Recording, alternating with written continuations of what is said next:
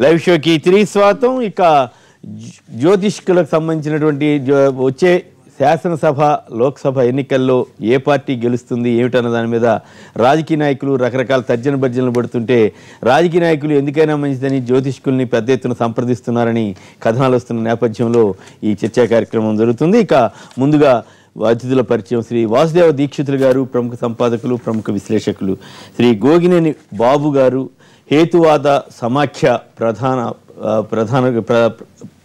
ప్రధాన బాధ్యతలు వహిస్తున్నటువంటి వారు సవాల్ విసిరారు.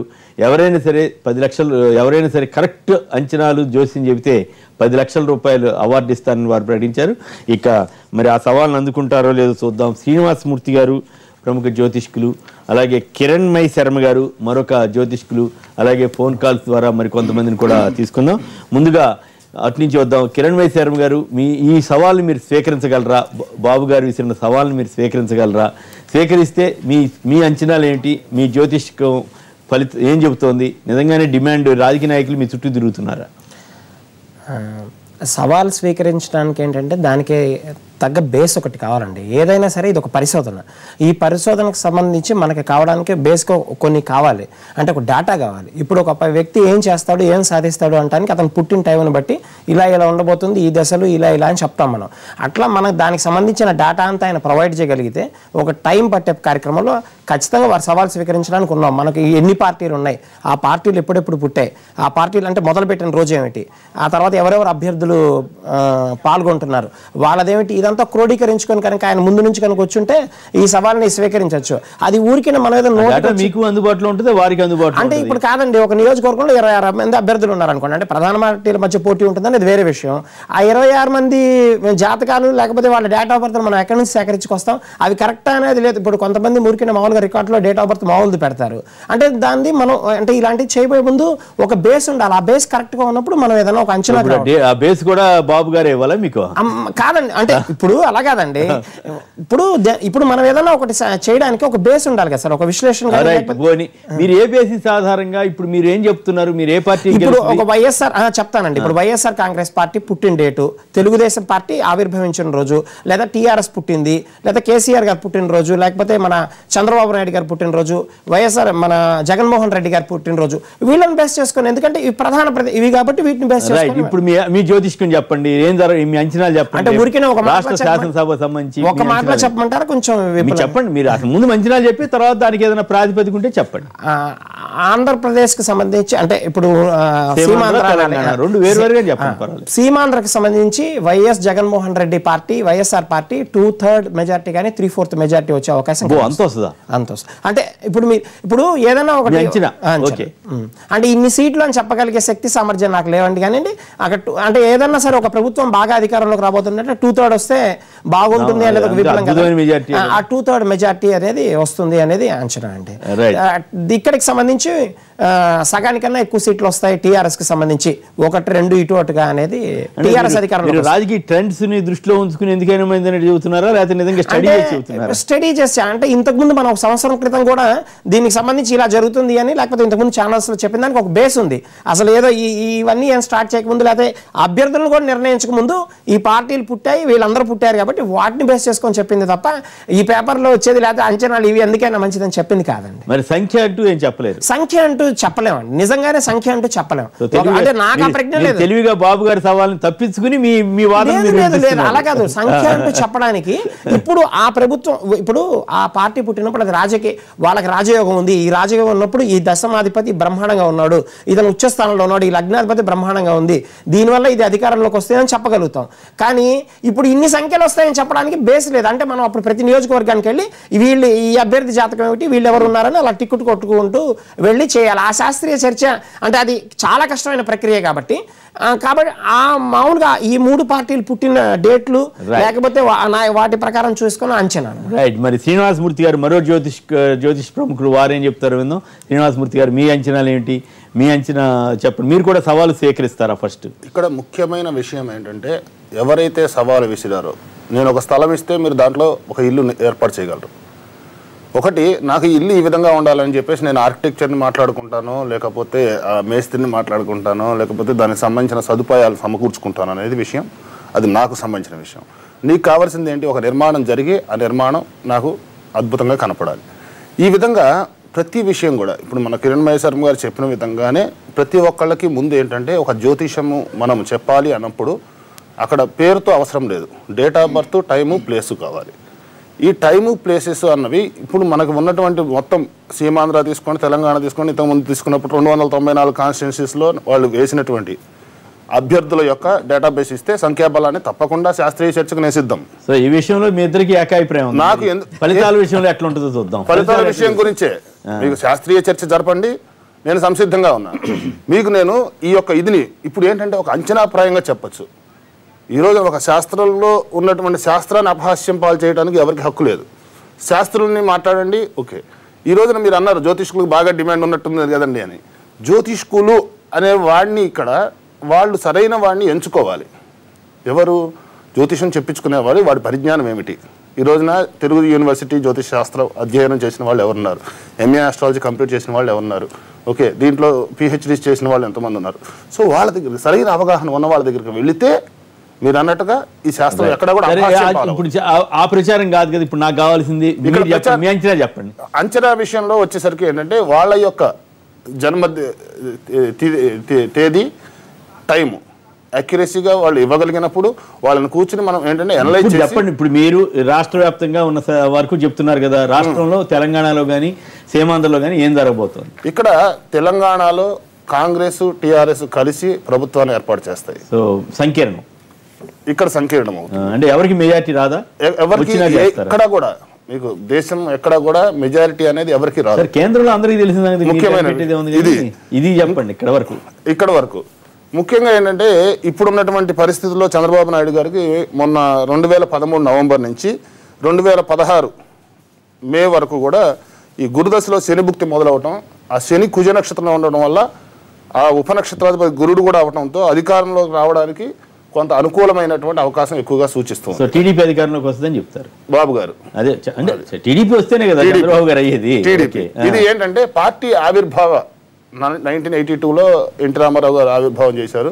దాని విధంగా ఆ పార్టీ భవిష్యత్తు అధినేత యొక్క ఇది ఈ రెండే తీసుకోవాల్సిన పరిస్థితి. డేట్ అప్పుడే ఉంది కానీ మన మధ్యలో 2 సార్లు ఓడిపోయారుగా. ఎక్కడ చెప్పడం జరిగింది కదా, అది కూడా చెప్పడం జరిగింది. 2004లో ఇండియన్ ఎక్స్ప్రెస్ లో నేను చెప్పినటువంటి UPA government will full term in state and central అని చెప్పడం జరిగింది. 2009లో కూడా రాజశేఖర్ రెడ్డి గారు ఖచ్చితంగా ముఖ్యమంత్రి అవుతారు, కానీ ఆయనకు ఇబ్బందులు ఉన్నాయి, మరణ సంభవం సూచన అని చెప్పేసి ఆ రోజు చెప్పడం కూడా జరిగింది.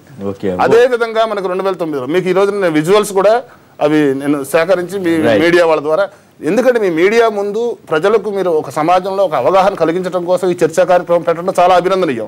ఇక్కడ ఏమవుతుందంటే శాస్త్రీయ పరంగా చర్చ జరగాలి. శాస్త్రంలో తప్పు ఉంది తప్ప శాస్త్రంలో ఎక్కడ కూడా లేదు. శాస్త్రాన్ని వంచవలసిన అవసరము శాస్త్రంలో తేడా కానీ శాస్త్రంలో తేడా ఎందుకోసం అంటే అతను ఇప్పుడు ఒకే శాస్త్రం, మీరేమో టీడీపీ అధికారంలోకి వస్తున్నారు, వారేమో వైఎస్ఆర్ కాంగ్రెస్ అధికారంలో. పరిజ్ఞానం ఒకే శాస్త్రం అంటే మీకు అంటే ఆయనకంటే మీకు ఎక్కువ పరిజ్ఞానం ఉందని మీరు సర్టిఫికేట్ ఇచ్చుకోవడం కాదు. ఇక్కడ చెప్తారు శ్రీనివాసరావు గారు. ఇప్పుడు ఆయన విసిన ఛాలెంజ్ కి నేను ఇప్పుడు ఆస్ట్రాలజర్స్ మొత్తాన్ని కూడా నాకు ఉన్న 10 మంది 15 మంది కిరణ్మయ శర్మ గారు ఇంకొక ఇదో అందరినీ విసిన సవాల్కి ఆయన డేటాబేస్ నాకు అందజేయమనండి. మళ్ళీ డేటాబేస్ ఎవరు ఇస్తారు మీకు? మరి డేటాబేస్ అధికారం టీడీపీ ఆయన వైఎస్ఆర్ కాంగ్రెస్ అన్నారు. ఒక విషయం, ఇద్దరు పండితులే. ఇప్పుడు నేను వాయిస్ మీరు నేను ఇస్తుంటే ఇది అవుట్పుట్ వెళ్తుంది, మీరు ఇన్పుట్ ఇవ్వండి, నేను అవుట్పుట్ ఇస్తా. అది తప్పన్నప్పుడు నేను శాస్త్రపరమైన చర్చకి నేను సిద్ధంగా ఉన్నా. అంటే ఇప్పుడు అందువల్ల శాస్త్రాన్ని అపహాస్యం పాలు కాకూడదు. మేము అపహాస్యం పాలు చేయట్లేదు. నేను అడిగేది ఏంటంటే ఇప్పుడు చంద్రబాబు గారు అధికారంలోకి వస్తారని మీరు గట్టిగా నమ్ముతున్నారా, లేక మళ్ళీ డేటా ఇస్తే నేను మళ్ళీ చూసుకోవాలని చెబుతున్నారా? అట్లాగే వారు కూడా డేటా ఆధారంగా మళ్ళీ మార్చుకుంటారా వాళ్ళు కూడా? మీకు నేను ఆధారపూరితంగా ఆయనకు ఉన్నటువంటి పార్టీ ఆవిర్భావ విషయము, చంద్రబాబు నాయుడు గారి డేట్ ఆఫ్ బర్త్ ఇది నా దగ్గర ఉన్నది కాబట్టి, ఎందుకోసం అంటే నేను ఈ విషయం అంటోని శాస్త్రీయపరమైన చర్చ జరగాలి అంటున్నది. ఒక రోజున మన వీరు పేరేంటి ఒక ఆయనదిను ఈయనది మొన్న బాబు గారు ఉగాది పురస్కారాలు ఆంధ్రాలో చేసుకున్నారు. చేసుకున్నప్పుడు ఆయనది ఏంది పుష్యమి నక్షత్రం అని చెప్పేసి ఒక సిద్ధాంతం ఎవరో చెప్పాడు. అంటే పురోహితులకు తెలియదు. ఇక్కడ నేను చెప్తున్నా వినండి, ఇక్కడ పురోహితుల దగ్గరికి వెళ్ళి ఆ పంచాంగంలో ఏదో చూసేసి బాగుంది నాయన మీరు నామినేషన్ ముహూర్తం వేయండి ఇలా వాళ్ళు చెప్పడం వల్ల ఇది అపహాస్యం పాలవుతుంది. ఇక్కడ ఉన్న వాస్తవం నేను అయ్యని ఎవరి వల్ల అపహాస్యం ఇచ్చేది. ఒక్క నిమిషం ఇన్పుట్ ఇవ్వాలంటే మేమే చెప్తాం కదా. ఒక్క నిమిషం. జవహర్ ప్రసాద్ గారు హైదరాబాద్ నుంచి లైన్ లో ఉన్నారు. జవహర్ ప్రసాద్ గారు నమస్కారం, మాట్లాడండి. నమస్కారం అండి. మీరేమంటారు చెప్పండి. ఇప్పుడు మీరు ఈ జాతకాల మీద మీరు చర్చ పెట్టారు. హేతువాదులు మీరు కలిసి ఒక చర్చ జరుపుతున్నారు ఇప్పుడు ఇక్కడ. ఇప్పుడు ఇదే హేతువాదులు అల్లా జీసస్ క్రైస్ట్ మీద చర్చ జరపమనండి.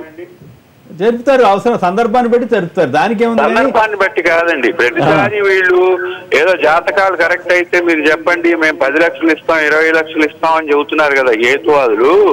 మరి అట్లాంటప్పుడు అసలు ఈ ప్రపంచాన్ని నడిపేది ఎవరు? ఆయన చెప్పమనండి. మీ పక్కన కూర్చున్న ఆయన నేను ఇస్తాను 50 లక్షలు ఆయనకి, 50 లక్షలు రుజువు చేయమనండి. ఇప్పుడు దేవుడు లేడు అని కదా ఆయన అనేది. ఇప్పుడు భగవంతుడు లేడు. ఈ మొత్తం ప్రపంచాన్ని ఎవరు నడుపుతున్నారు? ఈ సూర్యుడిని, చంద్రుడిని, భూమిని ఇక్కడిక్కడ ఉండాలని ఎవరు సృష్టించారు? దీనికి కారణం ఎవరు? ఆయన ఏమన్నా చెప్పగలరా శాస్త్రీయం ప్రకారం?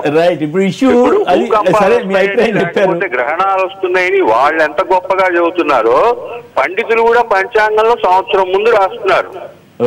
వాళ్ళకి వీళ్ళకి సెకండ్లు తేడా తప్ప పెద్ద గంటలు రోజులు. ఇప్పుడు ఇద్దరు పండితులు వేరువేరుగా చెప్పారు. జవహర్ ప్రసాద్ గారు అవమానించడంగా మీరు తీసుకోవద్దు. జవహర్ ప్రసాద్ గారు మీరు దీన్ని అవమానించడంగా తీసుకోవచ్చు. ఇది కాదు ఏది కరెక్ట్ అయ్యే అవకాశం ఉంది, ఏది కాదు, ఏది మంచి ఏది చెడు అని విశ్లేషించుకోవడానికి అవగాహన కల్పించడానికి చేసిన తప్పే తప్ప ఎవరిని అవమానించడానికో ఎవరిని సత్కరించడానికో ఈ చర్చ జరగట్లేదు. మీకేమన్నా అంచనా ఉంటే చెప్పండి. మీరు మీ అభిప్రాయం. ఇప్పుడు నేను అడిగిన అంచనా మీరు చెప్పి చూడండి, చూస్తాను నేను. అదెట్లా? సవాలుకి సవాలు ప్రతి సవాలు కాదు కదా మీరు జరిపే చర్చ ఒకటి. మీరు ఓకే రైట్. బాబు గారు మీరు ఏమైనా సమాధానం చెప్తారా వారికి? నేను నాస్తికుడినే కానీ అది మాట్లాడటానికి రాలేదు. అది కరెక్ట్. దాన్ని నేను కూడా కాదంట. రెండోది, నేను యూరోప్లో ఉన్నప్పుడు పాకిస్తాన్లో మరణశిక్ష విధించిన ముస్లిం ప్రభుత్వాన్ని వ్యతిరేకించి అక్కడి నుంచి యూనిస్ షేక్ని నేను యూరప్కి తీసుకొచ్చాను. తస్లీమా నస్రీన్ని డిఫెండ్ చేసే వాళ్ళలో నేను ఒకరిని. అలాగే క్రిస్టియన్ ఆగడాలని యుగాండాలో, నైజీరియాలో బయటపెట్టింది నేను. హైదరాబాద్కి వచ్చి లోతుకుంటలో మోసాలు చేస్తూ ఉంటే నార్వే నుంచి పాస్టర్ని పట్టించింది నేను. ఏది నార్వేలో టీవీ షోస్లో. సో ఇటువంటి వారికి నేను సమాధానం చెప్పాల్సిన అవసరం. అదే ఇప్పుడు వారు అన్నారు కదా, వారు దానికి మీరు సమాధానం చెప్పారు, నేను అన్నీ చేశానని చెప్పారు. ఓకే. ఇప్పుడు సవాల్ ఏంటంటే విషయాలు చెప్తే ప్రిసైజ్గా, సూచనగా, అందాజాగా, సుమారుగా చెప్పటం కాదు. ప్రిసైజ్గా చెప్పమని అడిగితే ఇద్దరు చేతులు ఎత్తేసారు. ఇద్దరు స్టూడియోలోకి వచ్చి చేతులు ఎత్తేసారు. ఏమన్నారంటే క్వశ్చన్ పేపర్లో ఆన్సర్లు లేవు, ఆన్సర్లు ఇవ్వమన్నారు. ఇది సిలబస్ లో లేదు, ఇది ఆన్సర్లు మీరు ఇవ్వాలి, అప్పుడు మేము 10 లక్షలు కొట్టేసుకుంటాం అన్నది అసలు it's a very funny thing. చాలా తప్పుడుగా మాట్లాడుతున్నారు. ఇక్కడ 10 లక్షల కోసం కక్కుర్తి పట్టలు ఎవడు? నన్ను మాట్లాడారు. మరి 10 లక్షలు కొట్టేద్దాం అనేది తప్పది. కొట్టేయడం అనే పదం కాదు, నేను కూడా ఒప్పుకున్నాను. కొట్టేయడం అనే పదం వాడకండి. ఇప్పుడు బహుమతి మీరు సాధించడం తప్పు కాదు, మీరు ఆఫర్ ఇచ్చినప్పుడు వాళ్ళు కొట్టేయడం అనే పదం కరెక్ట్. గత 40 సంవత్సరాల నుంచి ప్రపంచం అంతా కూడా ఎవరైతే ఆస్ట్రాలజీని సైన్స్ బేసిస్లో ఉంది అని అంటున్నారో వారందరికీ రిపీటెడ్గా ఇన్విటేషన్ అండ్ ఛాలెంజ్ రెండు ఉన్నాయి. మీకు తెలిసిన విద్య ఏంటో చెప్పండి. మీరు నిజంగా దీన్ని బిజినెస్గా మార్చుకున్నారు కాబట్టి, మీరు సర్వీసెస్ ఆఫర్ చేస్తున్నారు కాబట్టి, ఆ ఫీజుకి ఎవరైతే ఫీజు కడుతున్నారో వాళ్ళ కరెక్ట్ సర్వీస్ రావాలి కాబట్టి మీరు యూ కమ్అట్ విత్ డేటా అని అడుగుతానే ఉన్నాం. అమెరికాలో జేమ్స్ ర్యాండీ ఫౌండేషన్ వారు $1 మిలియన్ అంటే 6.5 కోట్ల రూపాయలు బహుమానం. అలాగే ₹1,00,000, డాక్టర్ కోవూర్ గారు ₹1,00,000, ఆ తర్వాత ప్రేమానంద్ గారు ₹1,00,000. నేను క్రితం ఎలక్షన్స్లో 5 ఏళ్ల క్రితం ₹1 కోటి ఛాలెంజ్ ఇచ్చాను. మేము 25 ప్రశ్నలు ఇస్తే దాంట్లో 4 కొంటి ప్రశ్నలు వేశాం. అంటే లేని పార్టీల పేరు రాసి వీటికి ఎన్ని సీట్లు వస్తాయని అంటే వాటికి కూడా సీట్లు ఇచ్చారు. అంటే డేటా ఎవరివ్వాలో చూడండి, డేటా ఎలా తెచ్చుకుంటారో చూడండి. దీనికి ఏం చెబుతూ ఉన్నారంటే యూనివర్సిటీలో డిగ్రీలు ఉన్నాయి కదా అని. యూనివర్సిటీలో అధ్యయనం చేయడానికి డిగ్రీ ఉంది కానీ ప్రొఫెషనల్ ప్రాక్టీస్కి లేదు. అలాగే ఇంకో మాట చెప్తారు, మనకి సుప్రీంకోర్టు దీనికి సపోర్ట్ చేసింది అని. సుప్రీంకోర్టు చేయలేదు. సుప్రీంకోర్టు ఏం చెప్పిందంటే యూజీసీకి ఏ సబ్జెక్ట్ని స్టడీ చేసే నిర్ణయంకి ఆటోనమీ ఉన్నది, దాన్ని మేము ఇంటర్ఫియర్ కాము, ఎక్స్పర్ట్ కమిటీస్ డిసైడ్ చేయాలి అన్నారు. మేము ఎప్పుడు ఏ సవాలు వేసినా కూడా ఇది కాదు ప్రశ్న, ఇంకో రకంగా ప్రశ్న వేయాలన్నటమే తప్పిస్తే ఇంకొకటి లేదు. కారణం చెప్తాను. ఈ 1 కోటి రూపాయలు, 6 కోట్లు, లక్షలు ఇది ఆఫర్ చేసే ధైర్యం ఎక్కడి నుంచి వచ్చిందని ఒకసారి నన్ను ఎవరో అడిగారనమాట. ధైర్యం ఎక్కడి నుంచి వచ్చిందంటే, నవగ్రహాలు ఉన్నాయి అని మొదలు పెడతారు. ఈ 9 గ్రహాల్లో వారి 9 గ్రహాల్లో భూమి లేదు. మళ్ళీ సూర్యుడు ఉన్నాడు, సూర్యుడు నక్షత్రం. చంద్రుడు ఉన్నాడు, చంద్రుడు ఉపగ్రహం. రాహుకేతువు లేరు. అంటే వీళ్ళ క్రికెట్ టీంలో 4 అవుట్ ఆల్రెడీ. వీళ్ళు వచ్చేసేసి మాకున్న ఈ విద్యతి, ఈ నాలెడ్జ్తో మేము అన్నీ చెప్తామంటారు. తమాషా విషయం ఏంటంటే, అసలు భూమి బల్లపరుపుగా కావాలి జ్యోతిష్యానికి. అలాగే భూమి సూర్యుడు చుట్టూ కాదు, సూర్యుడు భూమి చుట్టూ తిరగాలి. అంటే కంప్లీట్లీ కౌంటర్ ఇంట్యూటివ్ నాన్సెన్సికల్ ఎజంప్షన్స్తో ఇవన్నీ మొదలు పెడుతూ ఉన్నారు. నిజం అవటానికి ఆస్కారం ఎలా ఉంది? ఈ ఛాలెంజ్ చేయడానికి ఒక కారణం ఉంది. భారతదేశం మూఢనమ్మకాల విషవలయంలో కొట్టుమిట్టాడుతూ ఉంది. ఇవాళ భారతదేశంలో 2500 కోట్ల రూపాయల బిజినెస్ జరుగుతుంది ఒక జాతకాల విషయంలోనే. లేని గ్రహాలు నక్షత్రాలని గ్రహాలుగా చేసి, ఆ నక్షత్రానికి గ్రహంగా చేసి ఒక కులం ఆపాదించి, సూర్యుడు క్షత్రియ గ్రహం, కొన్నేమో బ్రాహ్మణ గ్రహాలు, నాశనం వినాశనం తీసుకొచ్చే గ్రహాలు శూద్ర గ్రహాలు. అంత అద్భుతంగా అందంగా కనిపించే శని గ్రహాన్ని శూద్ర గ్రహం అని అంటారు.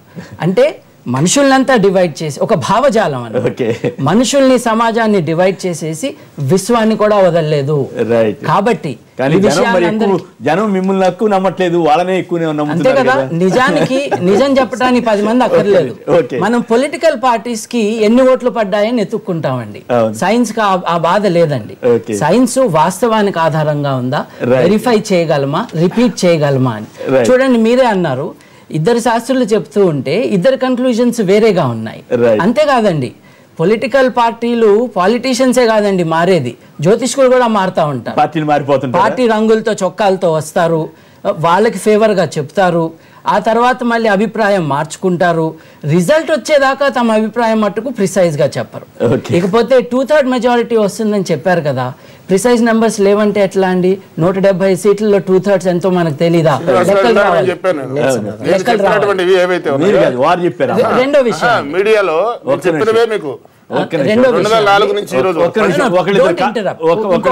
ఇంకొక మాట చెప్పి ముగిస్తాను. ఇప్పుడు ఎప్పుడు ఏది పుట్టిందో దాన్ని బట్టి చెప్తాము అని అన్నారు, అంతవరకు ఒప్పుకుందాము. కానీ తెలంగాణ గురించి అప్పుడే చెప్తున్నారే, తెలంగాణ పుట్టలేదే, ఇంకా 2 జూన్ దాకా పుట్టలేదే. అది పుట్టడం అనేది టెక్నికల్ గా, ఫిలసాఫికల్ గా, ఎజంప్ట్ ఇప్పుడు ఓపెన్ గా అది కనపడుతుంది కదా, జూన్ 2కు వచ్చేస్తుంది. ఇదే ఫ్యాక్ట్. ఏమో టెక్నికల్ గా ఆంధ్రప్రదేశ్ లో ఎలక్షన్ జరిగింది, ఆగుతుంది ఎవరు అనుకోలేదు కదా, ఆగదు కదా. ఒక్క నిమిషం, పుల్లారెడ్డి గారు మహబూబ్నగర్ నుంచి లైన్ లో ఉన్నారు. పుల్లారెడ్డి గారు నమస్కారం, మీరేమంటారు చెప్పండి. పుల్లారెడ్డి గారు మాట్లాడండి. అక్కడ ఉన్న వాళ్ళందరికీ నమస్కారం. నమస్కారం, మాట్లాడండి సార్. నేను 1977 నుంచి నా ఎలక్షన్ ప్రెడిక్షన్ తప్పుగా లేదు సార్. ఓకే, ఎట్లా మీరు కూడా జ్యోతిష్కులా లేకపోతే మామూలుగా మాట్లాడుతున్నారా? నేను జ్యోతిష్కులు కాదు సార్, నేను retired state government employee sir. Okay, right. State government employee అయినా జ్యోతిష్యం చెప్పొచ్చు. జ్యోతిష్యం అని కాదు కానీ జ్యోతిష్యం నమ్మకం సార్ నాకు. ఓకే, పొజిషన్ అంతా చెప్పండి. మాట్లాడుతున్నా సార్. 77 లో కూడా నేను ఇందిరాగాంధీ పడిపోతున్నాను, అందరు నన్ను పిచ్చోళ్ళు అన్నారు. తిట్టారా? పిచ్చోడు అన్నారా? Okay, right. తర్వాత ఇప్పుడు 80% లో కూడా తెలంగాణలో టీఆర్ఎస్ వస్తుంది సార్. మాత్రం వైఎస్ఆర్ కాంగ్రెస్ పంపింగ్ మెజార్టీతో వస్తుంది సార్. వైఎస్ఆర్ కాంగ్రెస్ అక్కడ పంపింగ్ మెజార్టీ వస్తుంది సార్ ఆంధ్రలో. పంపింగ్ ఏ ప్రాతిపదికన చెప్పగలుగుతున్నారు సార్? నేను ఇక్కడ తెలంగాణ గురించి చెప్పాలంటే ఫస్ట్ కాంగ్రెస్ లో యూనిటీ లేదు సార్. ఓకే, అంటే మీరు చెప్పేది ఆ రీజన్స్. ఓకే, పొలిటికల్ రీజన్స్ తోటి చెబుతున్నారు మీరు. సార్ పొలిటికల్ రీజన్స్ తోటి చెబుతున్నారు మీరు. అవును సార్, పొలిటికల్ దాంట్లో చెప్తున్నా సార్. నేను 98% అది కరెక్ట్ అయింది సార్. రైట్, ఓకే, చూద్దాం మరి ఏం జరుగుద్దో. దీక్షితులు గారు, మీ ఇప్పటి వరకు జరిగిన సారాంశం మీద మీ కామెంట్ చెప్పండి. ఇప్పుడు ఇది వరకు మనం మాట్లాడుకున్నటువంటి పద్ధతిలోనే ఉంది ఇది అంతాను. కొంచెం తేడా ఉంది. అది కాదు, నేను వేసినటువంటి ప్రశ్నకి ఇంతవరకు జవాబు లేదు.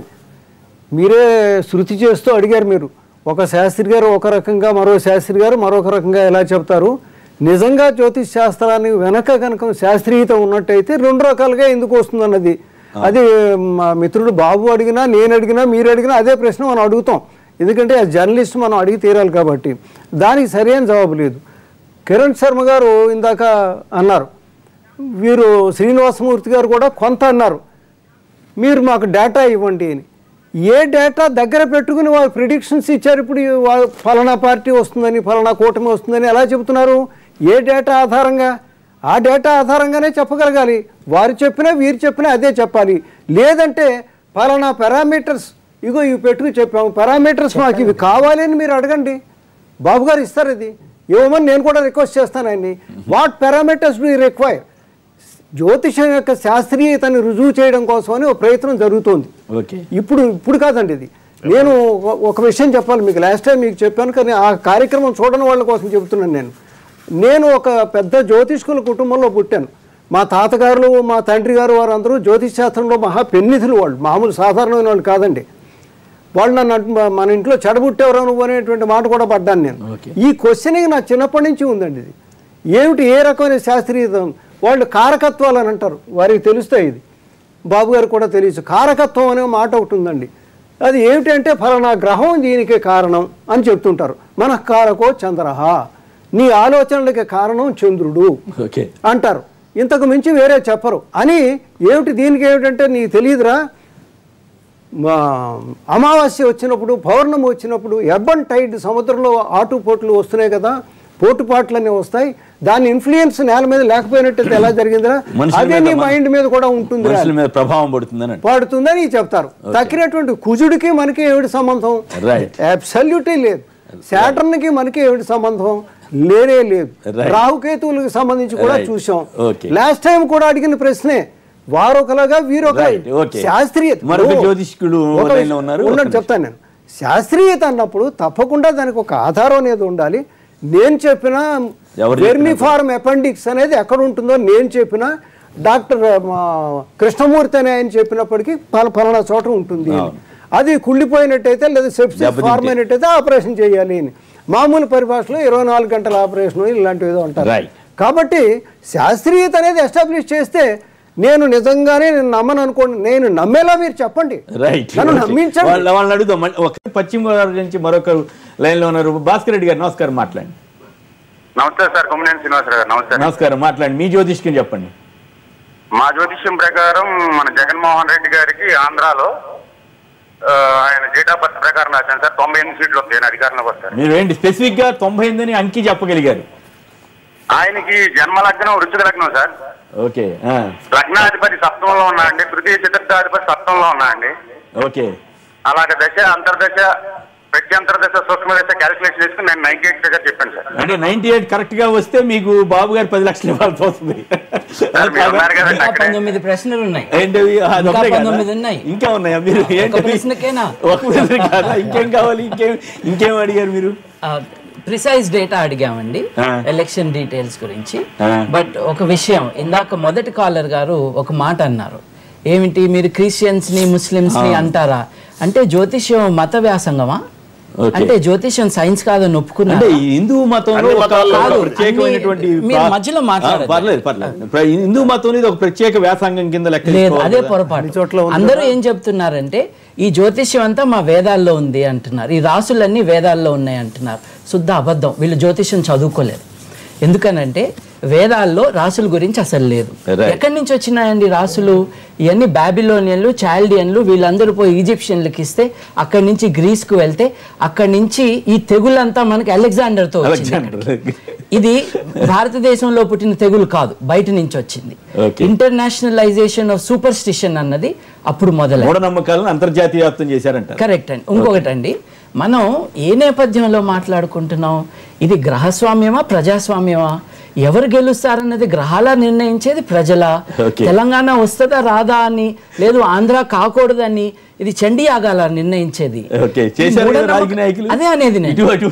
ఇప్పుడు రాజ్యాంగంలో ఆర్టికల్ 51AH లో it is exhortation of the constitution. మనల్ని ఆదేశిస్తున్నది మన రాజ్యాంగం.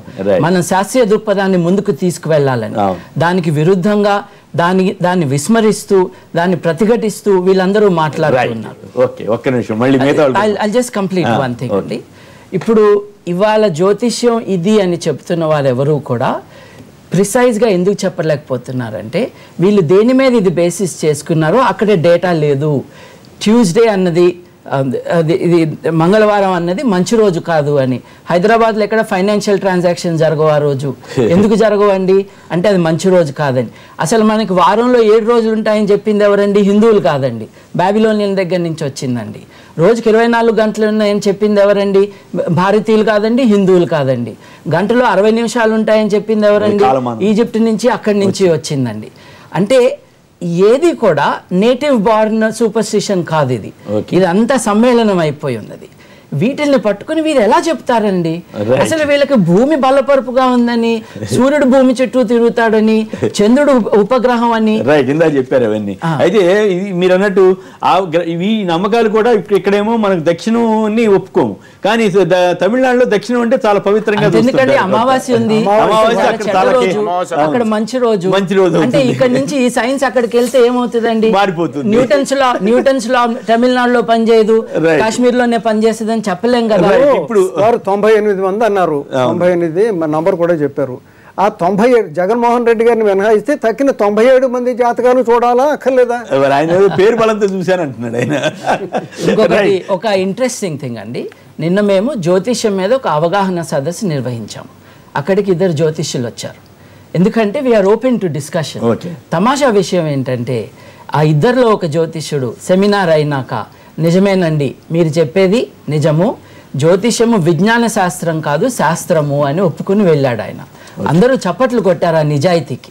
ఎందుకనంటే మేము అనాదిగా వస్తున్న కొన్ని ట్రెడిషన్స్ పాటిస్తూ కొన్ని చెప్తున్నాము, అది మా శాస్త్రము, కానీ ఇది విజ్ఞాన శాస్త్రం కాదు. మేము అనేది అదే, ఇది మత నమ్మకం అని ఒప్పుకోండి, పూజలు చేసుకుంటామనండి, విశ్వాసం అనండి, దెన్ సైన్స్ కాదంటున్నారు కాబట్టి మాకు ఇబ్బంది లేదు.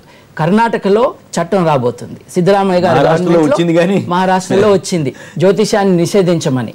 అమెరికాలో ఇంగ్లాండ్లో జ్యోతిష్యం ఫర్ ఎంటర్టైన్మెంట్ ఓన్లీ అని రాయాలండి. ఎంటర్టైన్మెంట్ ఓన్లీ అంటే కామెడీ ఛానల్లో జరగాల్సిన డిస్కషన్ ఇది. ఇట్ ఈస్ ఫర్ ఎంటర్టైన్మెంట్ అని ఎందుకు రాస్తున్నారు? astrology.com.au వెబ్సైట్లో ఒక పెద్ద లీగల్ డిస్క్లైమరు, లయబిలిటీ డినై చేస్తూ ఇదంతా ఎంటర్టైన్మెంట్.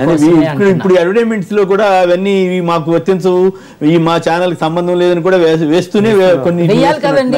ఇంగిత జ్ఞానంతో వాస్తవంతో సంబంధం లేకుండా ప్రెడిక్షన్స్ చేస్తామంటే నవ్వాలి కదా. ఒక్క నిమిషం, ఇక మరి బాబు గారు ఇచ్చినటువంటి సవాళ్ళకి మరి ఇద్దరు పండితులు ఏం చెప్తారో చూద్దాం. కిరణ్ మై శర్మ గారు వారంతా ఘాటుగా మాట్లాడారు, మీరేమి సమాధానం చెప్తారు?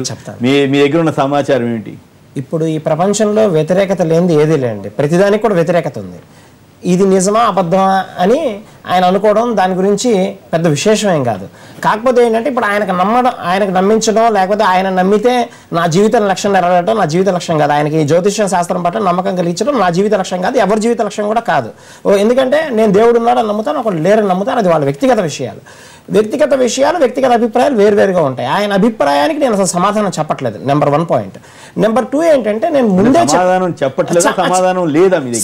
చెప్పట్లేదని చెప్పాను. ఎందుకంటే మీకు నీలం రంగు ఇష్టం ఉంటుంది, నాకు పసుపు రంగు ఇష్టం ఉంటుంది. ఇది ఎందుకు అంటే జీవితకాలంలో ఎవరు చెప్పలేరు. ఎందుకంటే మీరు పుట్టిన దాన్ని బట్టి, మీరు పెరిగిన దాన్ని బట్టి కొన్ని విషయాలను క్రోడీకరించుకొని పెరుగుతారు.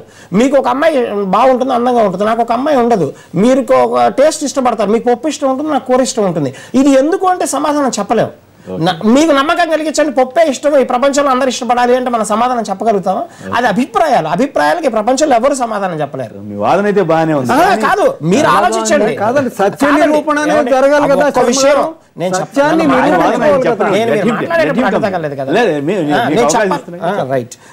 ఇప్పుడు ఒకటి. రెండోది ఏమిటి అంటే ఇప్పుడు నమ్మకం కలిగించాలి అంటే రమ్మనండి, ఏ బేసాలు అది వేరే విషయం. ఇంకొకటి ఏంటి అంటే అంటే వరుసలో కాకపోయినా కూడా అడిగిన అన్ని ప్రశ్నలకు ఒక్కొక్కటి సమాధానం. ఇప్పుడు మీరు దీన్ని చెప్పండి, వారేమో చంద్రబాబుకి అవకాశం ఉంది వారన్నారు, వారైతే అంకే ఇప్పుడు ఎలా ఉంటుందంటేనండి సిద్ధపడుతున్నట్లేరు, మీరు అంకెలతో అదే ఎలక్షన్స్ ని ఒక్కొక్క పేపర్ ఒక్కొక్క రకంగా ట్రెండ్ చేస్తూ ఇది ఈ పేపర్ లెక్కను మీరు కూడా కాదండి, ఉండండి, కాదండి మీరే అలా కాదండి, మీరు కొంచెం సమాధానం అంటే అవును సరదానే మీరు సమాధానం. ఇప్పుడు ఏమిటి అంటే ఒక జ్యోతిష శాస్త్రం సరైందా కాదా అని అంటే నేను దాన్ని ఏమిటంటాను అంటే ప్రతి దాంట్లో డిఫరెంట్ ఒపీనియన్స్ ఉంటాయి. ఒక మీడియానే కదా, ఒక డాక్టర్, మనం ఈ డాక్టర్ దగ్గరికి వెళ్తాం, ఆయన ఈ టాబ్లెట్ రాస్తాడు, ఇంకొక ఆయన ఇంకో టాబ్లెట్ రాస్తాడు. అంటే ఇది ఏంటి అంటే మనం ఇంటర్ప్రిట్ చేసుకుని, నేను చదివిన శాస్త్రాన్ని నేను ఎలా ఇంటర్ప్రిట్ చేస్తున్నాను, నేను నా బుద్ధిని ఎలా ఉపయోగిస్తున్నాను, లేకపోతే ఆయన బుద్ధి అనేది చెడుబాటు కాదు, మన ఆలోచనలు మనం ఎలా వినియోగిస్తున్నాము అనేది. అది నేను తప్పు కావచ్చు, ఆయన తప్పు కావచ్చు, కానీ మేము చదువుకున్న రెండు ఒకటే. కాబట్టి మేము తప్పు అవ్వచ్చు కానీ శాస్త్రం ఎప్పుడు తప్పు కాదు.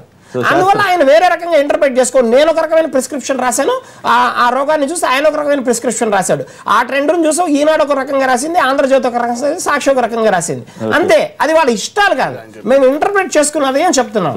ఇంటర్ప్రిటేషన్ తీరు తప్ప ఇది ఇంకొక రకమే కాదు. మరి ఇప్పుడు ఎట్లా మీరు మీ దగ్గరికి వచ్చే జ్యోతిష్కులకి రాజే జగన్ గెలుస్తారని చెబుతారు, ఆయన దగ్గరికి వచ్చే వాళ్ళకి రాజకీయ నాయకులకి ఆయన చంద్రబాబు గెలుస్తారు. ఇప్పుడు పందాలు కాస్తే మునిగిపోతారు కదా. అసలు దీన్ని పందాలు కాయడం అనే దానికోసం చెప్తే అది బుద్ధి తక్కువ.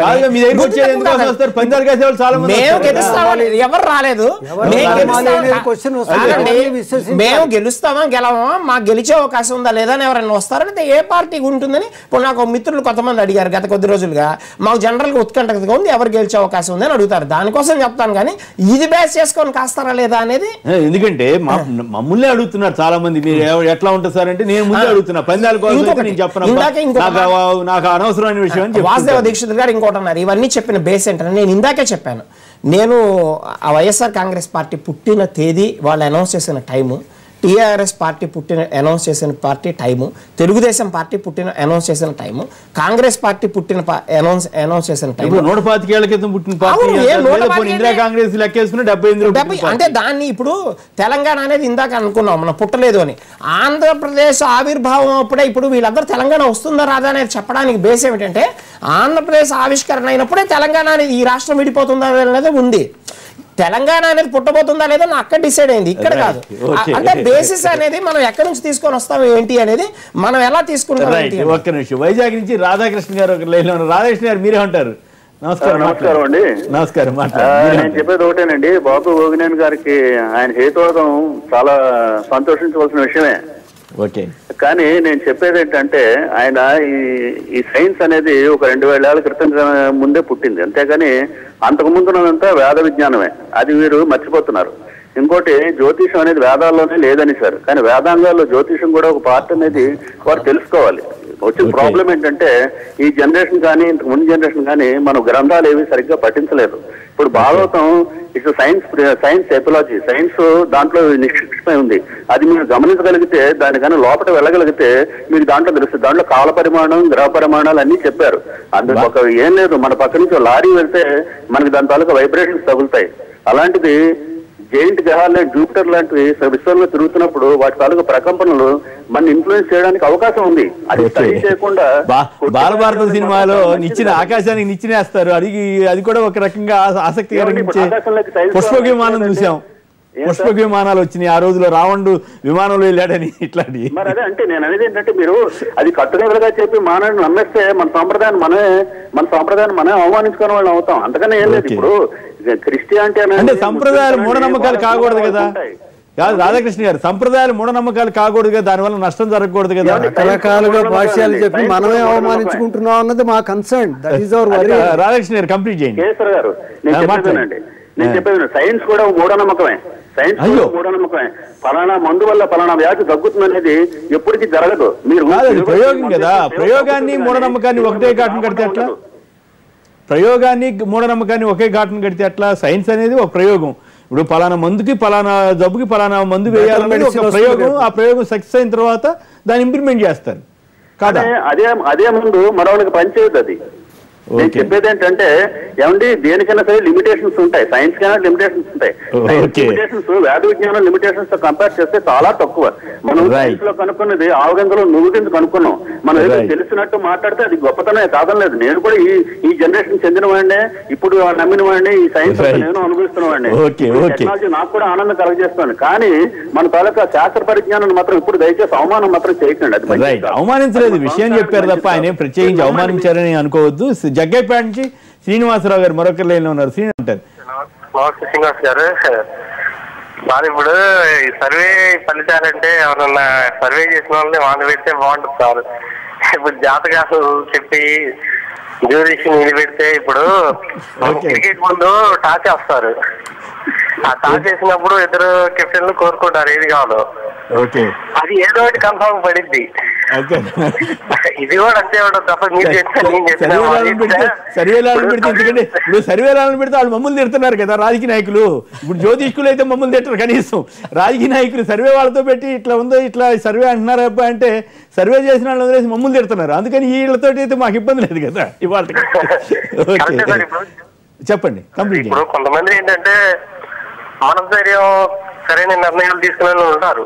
ఇప్పుడు అలాంటి వాళ్ళని ఎంకరేజ్ చేయడానికి, వాళ్ళని ఆత్మధైర్యం పెంచడానికి మీ అంచనా చెప్పండి. మీ అంచనా ఏంటి? మీరు సర్వేలు జ్యోతిష్కులు మీ అంచనా ఏంటి? అంచనా అంటే అది మనకు అర్థం చెప్పలేదు సార్, చెప్పే కదా. ఇప్పుడు క్రికెట్ ముందు రైట్. సివి రావు గారు మరొక లైన్ లో ఉన్నారు హైదరాబాద్ నుంచి. సివి రావు గారు నమస్కారం, మాట్లాడండి. నమస్కారం సార్. నమస్కారం, మాట్లాడండి. అక్కడ కూర్చున్న పెద్దలందరికీ శుభోదయం. గుడ్ గుడ్ గుడ్, చెప్పండి. అది ఇప్పుడు జ్యోతిష్య శాస్త్రం గురించి పెద్దలు చాలా చక్కగా చెప్పారు. వారు విశ్లేషకులు అంటే దీని గురించి చెప్తున్నారు. వారి పేరు నాకు ఐడియా రావడం లేదు. బాబు గారు, అయితే ఈ జ్యోతిష్య శాస్త్రం అనేది ఉండొచ్చు, గ్రంథాలు ఉండొచ్చు, దాని మీద చాలా అద్భుతమైన ఇది ఉండొచ్చు, కానీ టోటల్ గా అది మిస్యూజ్ అవుతుంది అనేది నా అభిప్రాయం అండి. ఎందుకంటున్నానంటే ఈ మాట నేను ఎవరిని నిందించడం లేదు, లేదా ఎవరిని నేను తప్పుపట్టడం లేదు, కానీ నా అనుభవంతో చెప్తున్న మాట ఇది. ఎంతో మంది జ్యోతిష్కుల్ని నేను కలిశాను, మా వాళ్ళని కల్పించాను. వారు చెప్పింది ఏ ఒక్కటి కూడా వీళ్ళ లైఫ్ లో జరగలేదండి. ఒక్కటి కూడా జరగలేదా? ఒకటి జరగలేదు. తర్వాత ఈ టీవీలో కూడా చాలా మంది ఊదర కొడుతూ ఉంటారు. అదేంటంటే గణిత శాస్త్రం, సంఖ్యాశాస్త్రం గురించి.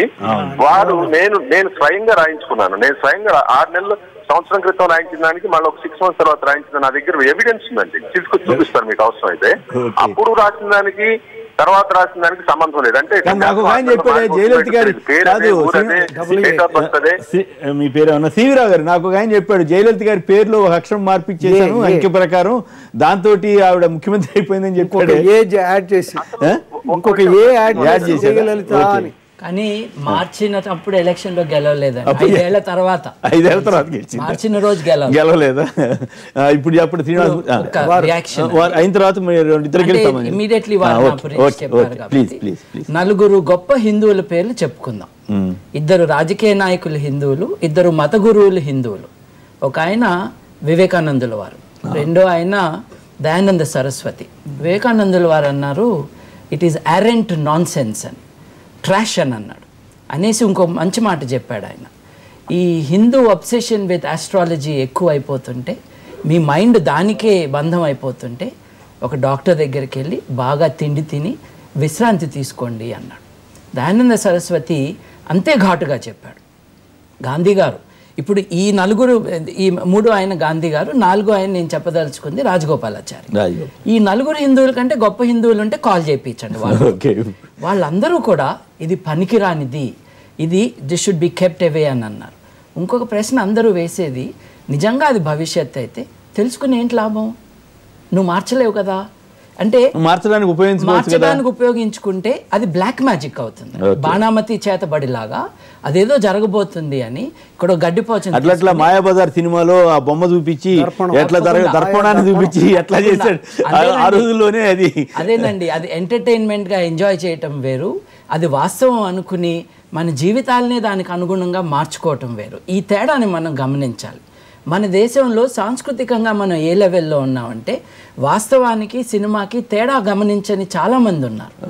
అందుకని ఈ అభద్రతా భావన ఏదైతే ఉందో దానికి దేనికైతే సైకలాజికల్ కౌన్సిలింగ్ కావాలో, ఎక్కడైతే వారిని అనునయించి వారికి అర్థమయ్యేటట్టు చెప్పాలో అక్కడ ఒక సర్వీస్ ఆఫర్ చేస్తున్నారు.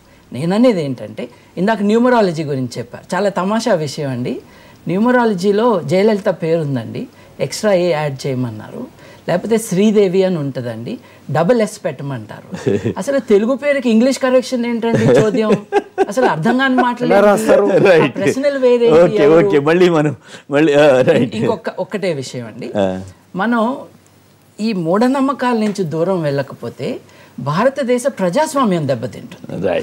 ఇప్పుడు ఈ పాలిటీషియన్స్ అందరూ ఉన్నారు కదా, వీళ్ళందరూ ఒక జ్యోతిష్యుడు చెప్పిన మంచి సమయం, దేవుడు సృష్టించిన జీవితంలో మంచి చెడు ఆయన ఎందుకు సృష్టిస్తాడండి? దాంట్లో మళ్ళీ మంగళవారాన్ని చెడు దినంగా ఎందుకు చేస్తాడండి? అది కూడా బాబిలోనియన్లు ఇచ్చిన మంగళవారం, మనది కూడా కాదు. వేదాల్లో లేదు, పురాణాల్లో లేదు, భాగవతంలో లేదు. ఇవన్నీ మనం ఆధారం చేసుకుని మన ప్రజా జీవితాన్ని నాశనం ఓకే. అట్లా ఇప్పుడు అన్ని పార్టీ ఆఫీసులు వాస్తు ప్రకారం మార్పులు చేసుకుంటున్నారు. ప్రతి పార్టీ వాళ్ళు కూడా వాస్తు ప్రకారం చేస్తున్నారండి. కానీ ఒక్కసారి ఆలోచించండి, అంజయ్ గారు, ఆ తర్వాత విజయభాస్కర్ రెడ్డి, లేకపోతే రామారావు, లేకపోతే నాదెళ్ల భాస్కర్ రావు, లేకపోతే రోసయ్య, లేకపోతే కిరణ్ కుమార్ రెడ్డి, లేకపోతే రాజశేఖర్ రెడ్డి, ఒకళ్ళు వాస్తు ప్రకారం మారిస్తే మిగతా వాళ్ళు ఎందుకు మారుస్తున్నారండి? దానికి కారణం వాస్తు కుల ప్రకారం ఉంది. అంటే ఇది కులాలని, ఆ భావజాలాన్ని ముందుకు తీసుకువెళ్లే శాస్త్రం. అందుకే ఇది విజ్ఞాన శాస్త్రం కాదు. గ్రహాలకు కులాలు ఇచ్చారు, మనుషులకు కులాలు ఇచ్చారు, ఇళ్లకు కూడా కులాలు పెట్టారు. అందుకే రోసే గారి కులం వేరు కాబట్టి, రాజశేఖర రెడ్డి గారి కులం వేరు కాబట్టి, చంద్రబాబు గారి కులం వేరు కాబట్టి, ఎన్టీ రామారావు గారికి 9 కూడా ఇష్టం, మళ్ళీ కులం వేరు కాబట్టి వీళ్ళందరూ బాత్రూమ్ తీసి ఇక్కడ పెట్టా, టాయిలెట్ తీసి అక్కడ పెట్టా, లేకపోతే నేను ఇల్లు కొనుక్కున్నప్పుడు వాస్తుకు వ్యతిరేకంగా నేను బిల్ చేయించుకున్నానండి. అక్కడ మా కిచెన్లో చక్కగా అన్నం ఉడుకుతుందండి, చక్కగా ఉడుకుతుంది. పొయ్యి ఉంటే ఉడుకుతుంది. వాస్తు అనే దానికి ప్రధానంగా గాలి, వెలుతురు ఇటువంటి వాటి కోసం తప్ప మరి అలాంటప్పుడు రాక్షస భూములు పిచ్చెక్కుతుందండి. ఆ రకరకాలైనటువంటి వాస్తులు తీసుకొచ్చి పెట్టారండి. ఒరిజినల్ వాస్తు పక్కకు పోయి భారతదేశం వాస్తు కరెక్టా అండి? రైట్ కాదని కదా, అందువల్ల సోర్స్ అక్కడ ఉంది. మనం చైనాకు వెళ్లి దండయాత్ర చేసి చైనాలో కొంచెం తెచ్చుకుంటే తప్పిస్తే ఈ నార్త్ లో వాటర్ సోర్స్ ఉందే, చాలా ఇబ్బంది అండి వాస్తు ప్రకారం. వాస్తు కూడా భూమి బలపరుపుగా ఉండాలి, అక్కడ దళితులకు కూడా. శ్రీనివాసమూర్తి గారు సమాధానం చెప్పండి. మరి ఇప్పుడు ఎట్లా వీటన్నిటికీ మీరు ఎట్లా టీడీపీ అధికారంలోకి వస్తుందని చెప్పడానికి ఇంకేదైనా ప్రాతిపదిక ఉందా అనేది పాయింట్. ఇక్కడ ఒకటి యోగం ఉంది అనేది చెప్పడం జరిగింది. ఎందుకంటే ఒకటి వ్యక్తిగతమైన జాతకం తీసుకోవాలి. ఇక్కడ రెండు కూడా అంటే ఇది ప్రతిపక్షమా, ఇది అధికార పార్టీ అనే నిర్ధారణకి దానికి ఇంకా అనలైజేషన్స్ జరుగుతున్నాయి. ఇప్పుడు ఏదైతే వారు ఛాలెంజ్ చేసిన విషయం, ఇప్పుడు టాపిక్ ఏంటంటే ఛాలెంజ్. ఆ ఛాలెంజ్ ఏదైతే ఉందో దానికి సంబంధించిన ఇన్పుట్ ఇస్తే నేను అవుట్పుట్ శాస్త్రీయ చర్చ ప్రజల ముందు ప్రజల కోసం వాళ్ళ date of birth, time of birth challenge చేసినప్పుడు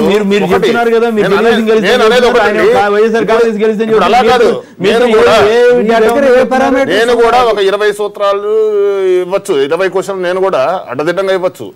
అసలు ఇంకేం చెప్పగలుగుతారా ఇక్కడ ఒక విషయము, ఎందుకంటే శాస్త్రము ఇది వేదము పురాతనం నుంచి మహర్షుల కాలం నుంచి వస్తున్నటువంటి ఇది. ఈ రోజున సైన్స్ కి శాస్త్రానికి ముడిపెట్టి ఎవరు మాట్లాడలే ఇక్కడ. నీ సైన్స్ నీ గొప్పతనం నీది, నా శాస్త్రం నా గొప్పతనం నాది. ఒకటి ఒక విషయం చెప్తా, ఎందుకంటే నీ సైన్స్ లో నీ ప్రయోగాలు విఫలమయ్యాయా లేదా, ఎందుకు అవుతున్నాయి అంటే నీకు తెలియదా ముందుగా? ఇది చేస్తే నాకు విఫలం అవుతుందా, ఇది విజయం అవుతుందా?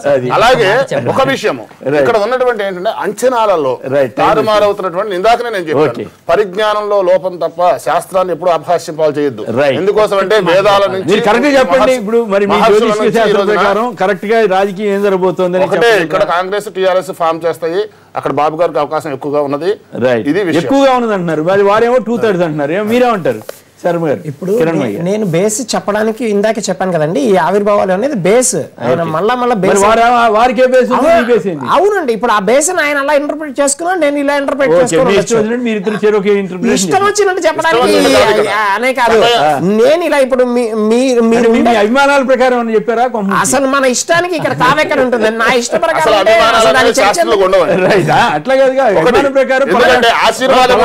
కాదు, కోరుకోవచ్చు కదా. తప్పుడు కూడా ఒక మనిషి మంచి కావాలి అనే విషయానికి సరైన సూచన.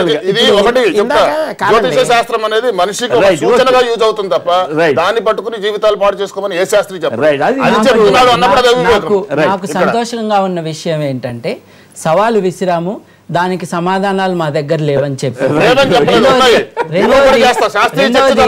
రెండవది, నా పక్కన కూర్చున్న మూర్తి గారే 5 ఏళ్ల క్రితం వచ్చే 6 నెలల్లో ఒక పెద్ద రాజకీయ నాయకుడు చనిపోతాడు అంటే నేను లెక్కలు చూపించాను.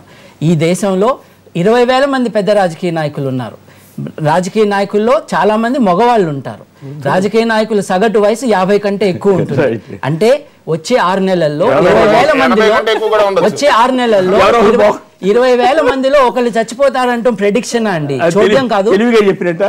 వచ్చే 6 నెలల్లో భూకంపం వస్తుంది అంటారు. ప్రతి సంవత్సరం 13,000 సార్లు భూమి కంపిస్తుంది. 6 నెలలు ఏంటండి, 20 రోజుల్లో అవుతుంది. ఇప్పుడు ఎక్కడో ప్రపంచంలో ఎక్కడో భూమి కంపిస్తుంది. 3-4 రోజుల్లో ఎక్కడ ఏ టైంకి భూకంపం వస్తుందో మీరు నిర్ధారణ చేయండి.